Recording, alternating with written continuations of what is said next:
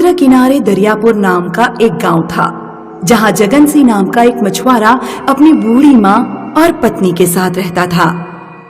जगन बेटा, तू समुद्र में जाकर मछली मारने का धंधा छोड़ दे, कोई और काम कर ले। तेरी नई नई शादी हुई है, जब भी तू मछलियां मारने जाता है मुझे तेरी फिक्र लगी रहती है। तुम फालतू में चिंता करती हो माँ। अब समुद्र में कोई खतरा नहीं है, और फिर मैं अकेला मछली मारने थोड़ी ना जाता हूँ। दीनदयाल भी तो मेरे साथ जाता है।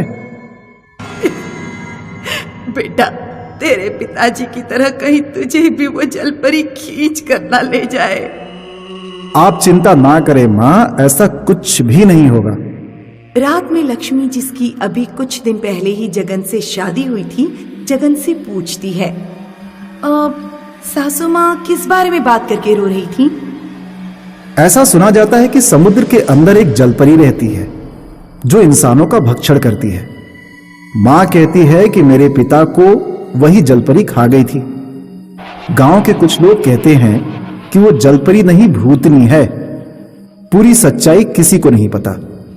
हालांकि गांव के कुछ मछुआरे दावा करते हैं कि उन्होंने उस भूत या जलपरी को देखा है, लेकिन मैं तो इसे बस एक अंधविश्वास ही मानता हूं। उस रात जब जगन और लक्ष्मी सो रहे थे तो रात के 2 बजे लक्ष्मी की आंख खुल गई।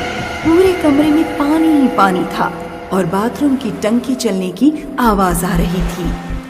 हाय राम, लगता है बाथरूम की टंकी खुली रह गई। लक्ष्मी बाथरूम की टंकी बंद करने जाती है।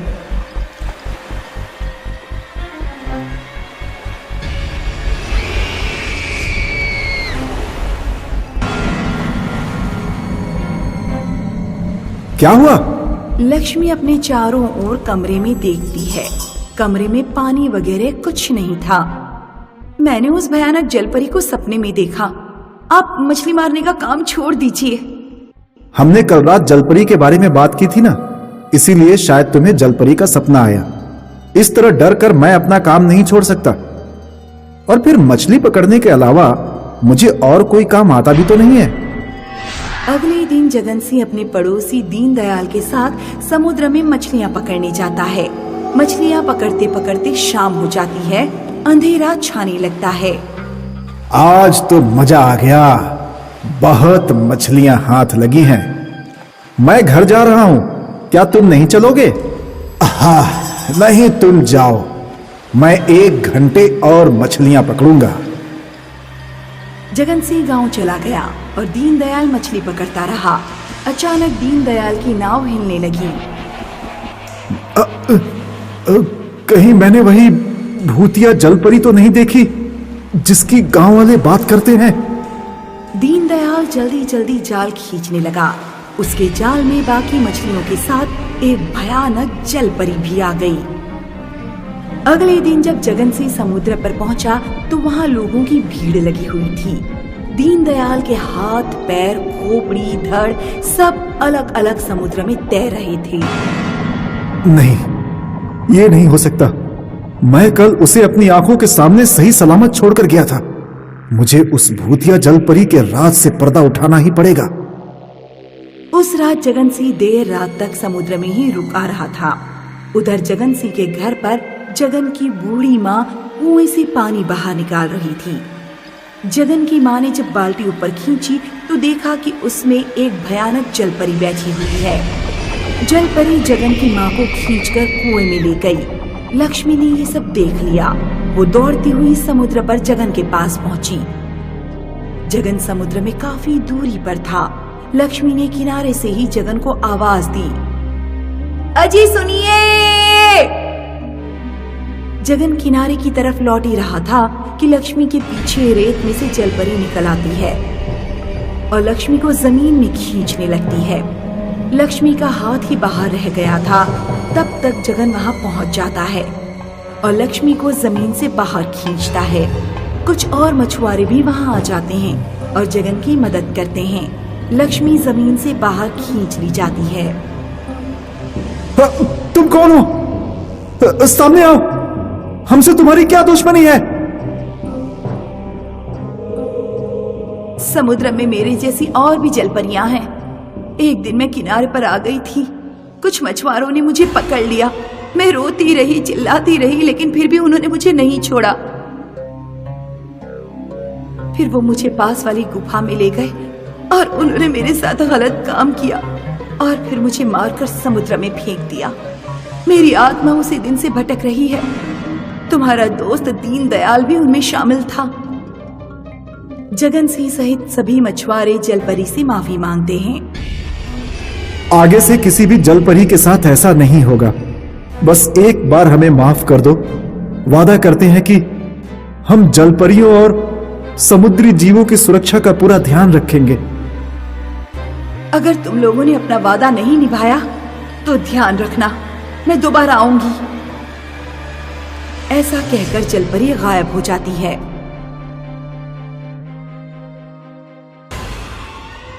एक आदमी मीणापुर गांव से गुजर रहा था। आज तो बड़ी धूप है, प्यास के मारे गला सूखा जा रहा है।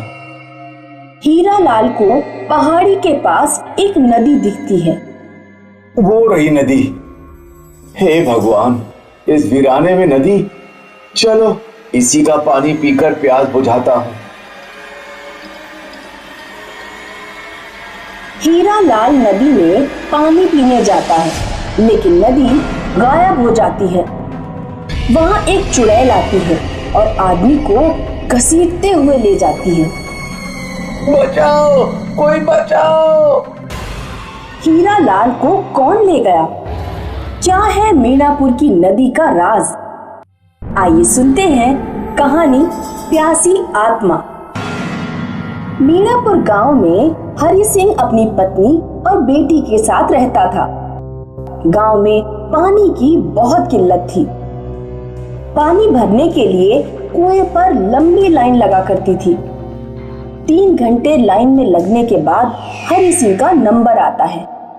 वो अपनी बाल्टी भरकर घर पहुंचता है। ऐसा ही चलता रहा तो जल्द ही प्यासे मरने की नौबत आ जाएगी। अब मैं काम पर जाऊं या दिन भर लाइन में लगकर पानी भरूं? कल से मैं पानी लेने चली जाया करूंगी, आप काम पे चले जाया करिए। पिताजी, गांव के कुछ लोग कहते हैं कि उन्होंने पहाड़ी के पास एक नदी देखी है। अरे पहाड़ी के पास कोई नदी नहीं है, वहां प्यासी आत्मा रहती है। वो नदी का धोखा देकर लोगों को सताती है और मार देती है। अभी कुछ दिन पहले हीरालाल नाम का एक आदमी वहां मारा गया था। अगर तुझे पहाड़ी के पास नदी दिखाई दे तो वहां भूल कर भी मत जाना। पर मैं 5 दिन से नहाई नहीं हूँ, ऐसे कैसे हम अपना जीवन बिता पाएंगे? मुखिया जी कह रहे थे गांव में एक तालाब बनाएंगे। कुछ दिनों की परेशानी है। कुछ दिनों बाद मानसून आ जाता है और गांव में बारिश होने लगती है। गांव के सभी लोग बहुत खुश होते हैं और नहाने के लिए इकट्ठा होते हैं। अरे निधि, मटके, बाल्टी और सारे बर्तन ले आओ। मानसून रहने तक गांव के लोगों को पानी की कोई परेशानी नहीं होती, लेकिन कुछ महीनों बाद फिर से पानी के लाले पड़ जाते हैं। गांव के कुछ लोग मुखिया के पास जाते हैं। मुखिया जी, पिछले चुनाव में आपने वादा किया था कि आप गांव में तालाब खुदवाएंगे। पानी की किल्लत से पूरा गांव परेशान है। अभी कुछ महीने पहले तो बारिश हो चुकी है, तुम लोगों के पास पानी जमा होगा ही। बारिश हुए कई महीने बीत चुके हैं, सारा पानी खत्म हो चुका है।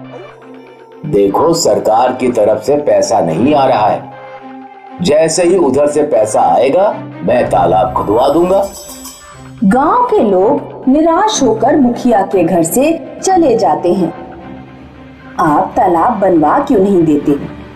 आप तो बता रहे थे कि सरकार की तरफ से 2 करोड़ का चेक आया है। हाँ आया है, लेकिन पिछले चुनावों में बहुत पैसा खर्च हुआ था। अभी नहीं वसूलूंगा तो कब वसूलूंगा? होने दो गांव वालों को परेशानी, मेरा क्या जाता है। अगला चुनाव आएगा तब तालाब का काम शुरू करवाऊंगा।